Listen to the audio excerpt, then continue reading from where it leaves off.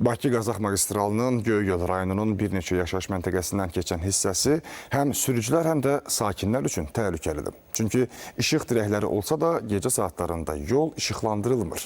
Əməkdaşımız Xaliq Qurbanlı bu barədə xəbər verir, izləyək.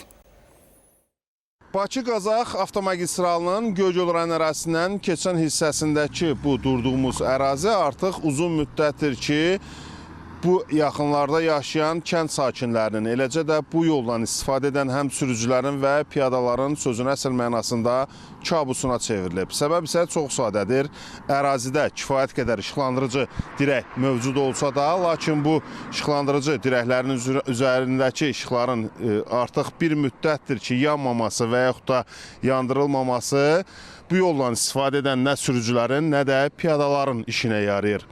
Qeyd edim ki, magistralın bu hissəsində vətəndaşlarımız arasında apardığımız sorğular zamanı onlar bildirdirlər ki, artıq bir neçə ildir ki, avtomagistralın Göygöl rayon ərazisindən keçən bu hissəsi, həmçinin hazırda üzərində dayandığımız magistralı Göygöl, Daşkəsən və Gəncə ilə birləşdirən bu hissədə belə deyim, işıqlandırıcının artıq uzun müddətdir ki, yanmaması və yaxud da ki, yandırılmaması səbəbindən kifayət qədər ərazidə ayda bir neçə dəfə həm yol nəqliyyat hadisələri və piyada vurma halları baş verir ki, bu da narahatçılıq doğuran məqamlardandır.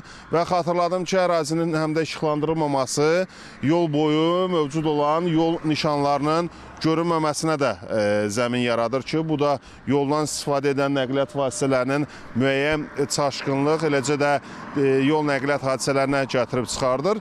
Və xatırladım ki, Azərbaycan Avtomobil Yolları Dövlət Agentliyinin balansında olan yolun işıqlandırılması nədənsə artıq bir neçə müddətdir, hətta bir neçə ildir ki, yəni laqeydsiz münasibət bəslənilir yolun bu hissəsinə və bu da qeyd etdiyimiz kimi ərazidən istifadə edən həm Gəncədən Daşkəsənə və Göygölə, həmçinin Bakıdan Qazaxa doğru istiqamət götürən nəqliyyat vasitələrinin hərəkətində həm magistralda, həm də yol ötürücü körpünün üzərində müəyyən çətinliklərə zəmin yaradır.